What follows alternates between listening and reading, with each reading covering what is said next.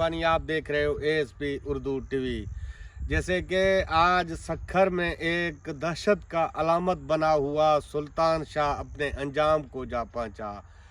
सुल्तान शाह एक दहशत का अलामत बना हुआ डकैत था। फिर उन्होंने डकैती से अलविदा करके कौमी धारे में आकर उन्होंने जो है सियासत में कदम रखा था। 2008 में जुल्फ़िकार मिर्ज़ा ने इसको सियासत में लेके आया, लेकिन सियासत में टिक नहीं पाया। सुल्तान शाह के सियासत में आने का वजह था कि सुल्तान शाह पहले तो जेल में गया था। 25 और 40 मुकदमे पहले थे सुल्तान शाह के ऊपर।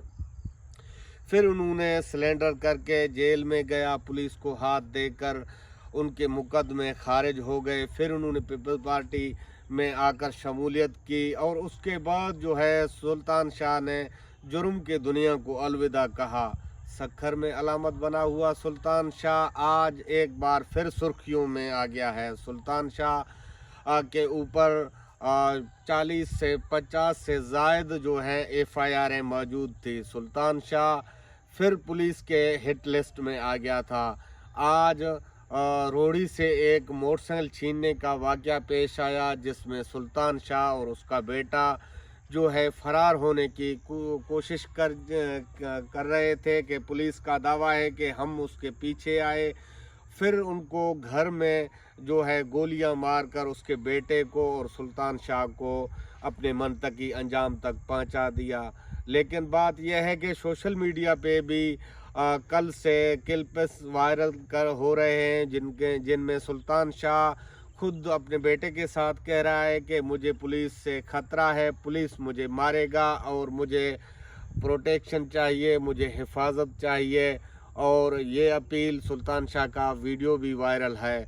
लेकिन दूसरी जानिब SSP सखर और DIG सखर ने मीडिया को ब्रीफिंग देते हुए कहा है कि रोहड़ी में एक डकैती के मामलात पर जो है सुल्तान शाह का बेटा और सुल्तान शाह खुद मोटरसाइकिल छीन रहे थे। हमने उसका पीछा किया, पीछा करते हुए ये अपने घर में आए।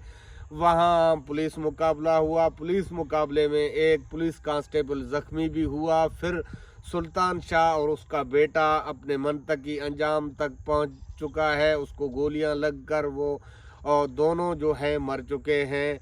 वो दोनों जो हैं कातिल एक दहशत नुमा बना हुआ ये दोनों अपने अंजाम तक पहुंच चुके हैं। पोस्टमार्टम के रिपोर्ट के मुताबिक जो है सुल्तान शाह को गोलियां लगने की वजह से उसकी जान चली गई और उसके बेटे की भी।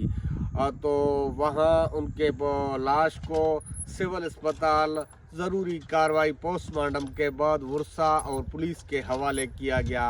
ये थी आज की खबर। मुझे दीजिए इजाज़त अपने मेज़बान आदम शबानी को। फिर मिलेंगे अगले व्लॉग में, तब तक के लिए अल्लाह हाफ़िज़।